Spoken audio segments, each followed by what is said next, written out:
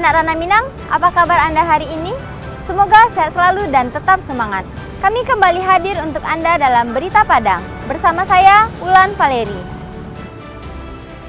Sejumlah informasi menarik telah kami siapkan untuk Anda. Berikut 3 berita utama hari ini. Kereta api menabrak mobil sedan di Pariaman. 4 penumpang mengalami luka-luka.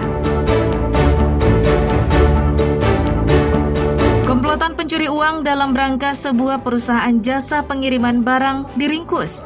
Salah satunya mantan karyawan. Sambut HUT ke-80, RRI Padang gelar bakti sosial donor darah dan pemeriksaan gigi.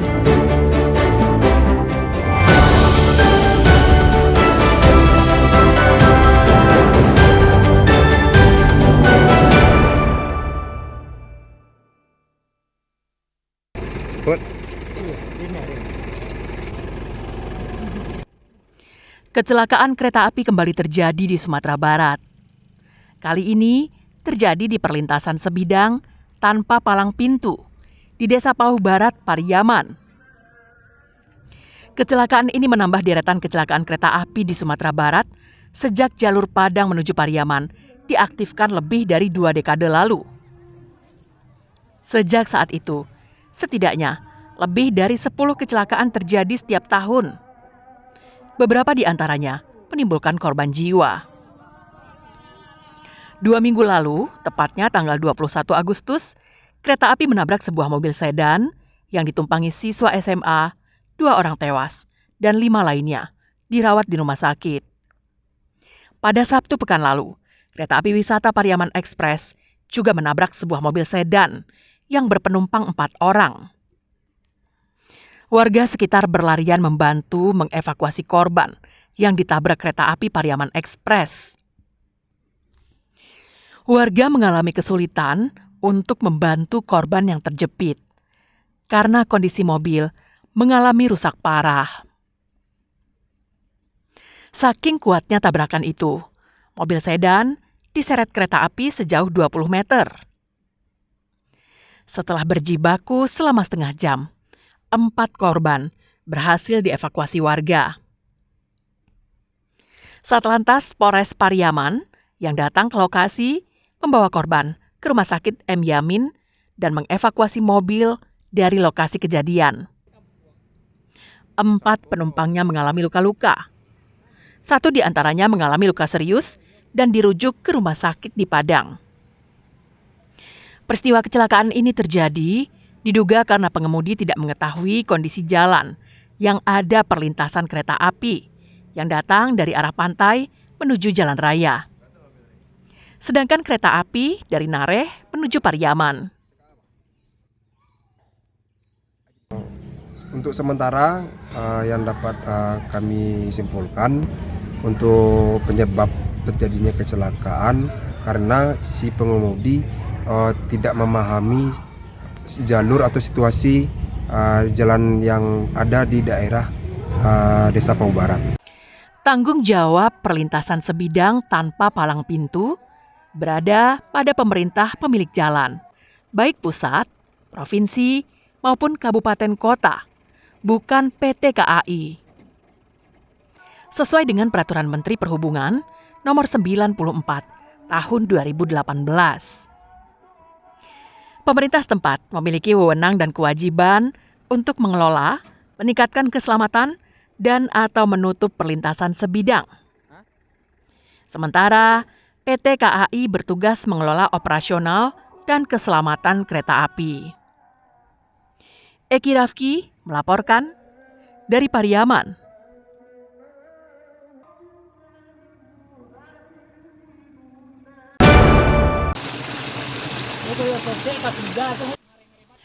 Enam remaja terjebak di tengah hutan saat berwisata di air terjun Sarasah Baraso di daerah Maek, Kecamatan Bukit Barisan, 50 Kota, pada Jumat malam pekan lalu. Mendapat laporan itu, petugas SAR gabungan langsung bergerak ke lokasi.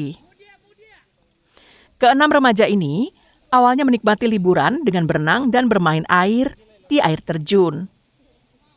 Namun menjelang sore saat akan pulang, Salah seorang anggota rombongan yang berjenis kelamin perempuan mengalami cedera usai berenang. Kondisi lokasi yang terpencil dan berada di kawasan hutan Bukit Barisan, serta jalur yang licin, menyebabkan upaya evakuasi mengalami kesulitan. Terlebih daerah tersebut tidak terjangkau jaringan internet maupun jaringan telepon seluler, sehingga para remaja tidak bisa segera menghubungi keluarga atau petugas SAR. Namun nasib mereka berubah setelah salah seorang dari mereka berhasil mendapatkan sinyal seluler dan menghubungi keluarganya.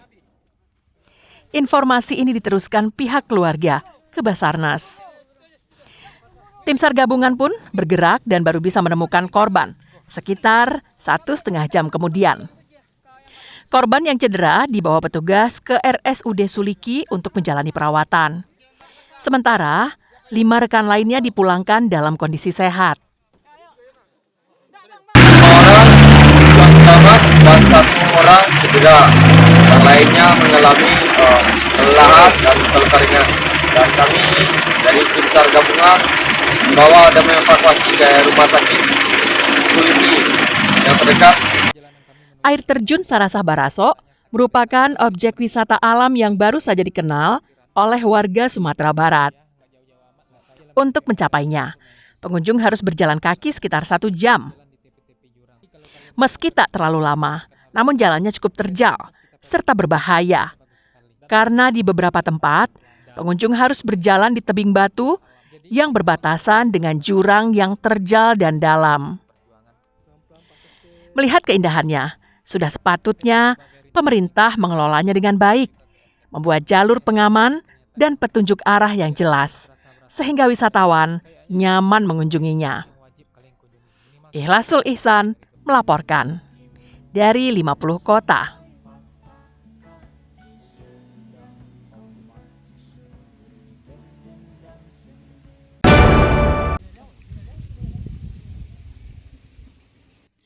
Puluhan hektar sawah di Desa Sikapak Barat, Pariaman, mengalami gagal panen karena diserang hama wereng. Petani hanya bisa pasrah karena tak tahu cara mengantisipasinya. Sebagian besar padi yang ada di sawah ini tak lagi memiliki bulir. Sebagian kecil masih terlihat mempunyai bulir, namun dalam kondisi hampa, alias tidak ada isinya. Menurut salah seorang petani yang mengalami gagal panen, 1 hektar sawah miliknya tak menghasilkan padi karena rusak diserang hama wereng. Biasanya, sekali panen, lahannya menghasilkan 2,5 ton padi. Kini diperkirakan tinggal 20% saja. Itu pun belum tentu dengan kualitas baik. Padahal, petani telah dibantu perangkat desa melakukan pencegahan dengan menyemprotkan cairan anti wereng, namun tidak berhasil. Biasanya nggak ada, sebelum tahun dulu bisa ada juga, tapi nggak parah gini, sekarang parah. Udah disuntik sama apa itu. Udah berulang kali, sampai 5 kali. Diobat racun wereng, tapi nggak mempan. Ya pasrah aja lagi. 1 hektar.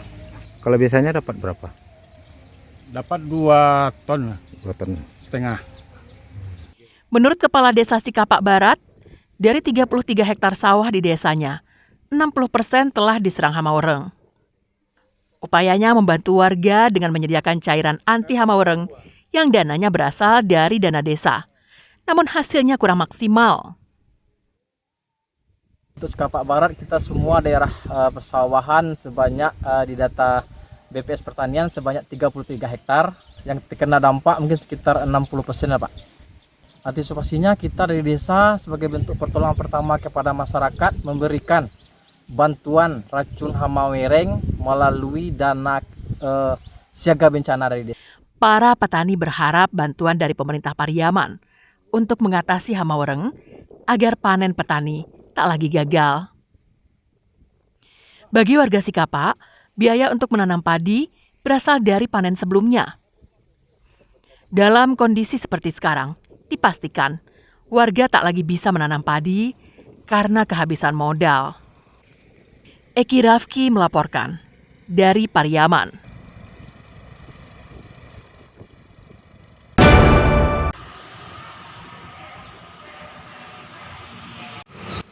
Saat kota dan kabupaten lain di Indonesia berlomba-lomba menaikkan pajak bumi dan bangunan untuk menambal PAD, pemerintah Kota Solo justru sebaliknya, tak menaikkan pajak bumi dan bangunan serta memutihkan dendanya.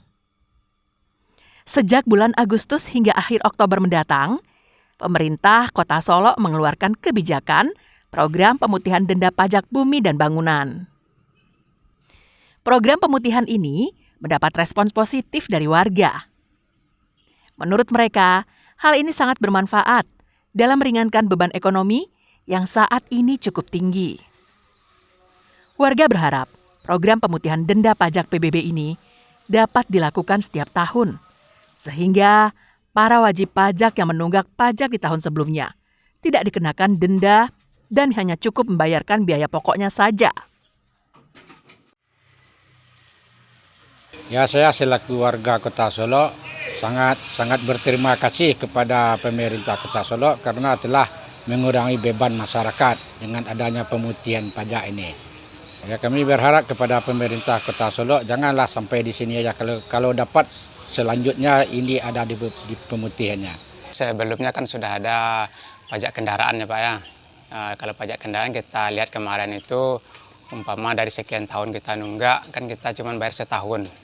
Dan setahun itu kan denda-dendanya kan nggak ada kita bayar. Dan kalau memang ada program dari pemerintah untuk pajak bumi dan bangunan, kalau bisa disamakan seperti itu, jangan dendanya aja dihilangkan. Jadi bisa disetarakan dan bisa meringankan beban masyarakat. Sementara itu, Wali Kota Solo, Ramadhani Kirana Putra mengatakan, program pemutihan denda pajak bumi dan bangunan ini didasari atas rendahnya capaian realisasi pajak PBB di Kota Solo, karena banyaknya para wajib pajak yang menunggak. Untuk itu, agar masyarakat tidak merasa terbebani dengan besarnya tunggakan pajak yang harus mereka bayarkan, maka pemerintah Kota Solo memutuskan untuk melakukan pemutihan denda tersebut. Ini dikarenakan ada banyak tunggakan pajak bumi dan bangunan masyarakat kita, sehingga beban ini yang menjadi persoalan sehingga realisasi pajak kita sangat rendah. Pemutihan denda pajak ini kita lakukan untuk mengurangi beban masyarakat kita, agar masyarakat kita di tengah kesulitan hari ini mereka tidak terbeban dengan besarnya denda pajak terhadap semua tunggakan yang ada pada masing-masing masyarakat kita. Berdasarkan data yang diperoleh di bagian pendapatan BKD Kota Solo, sebelum adanya program pemutihan ini, realisasi PBB di Kota Solo masih rendah, tak sampai 30%. Namun, setelah 1 bulan program ini berjalan, realisasi pajak mengalami peningkatan sebesar 39%, atau naik sebesar 13%. Untuk tahun 2025 ini, pemerintah Kota Solo menargetkan hampir 2 miliar rupiah pajak bumi dan bangunan yang harus dibayarkan oleh hampir 85.000 warganya.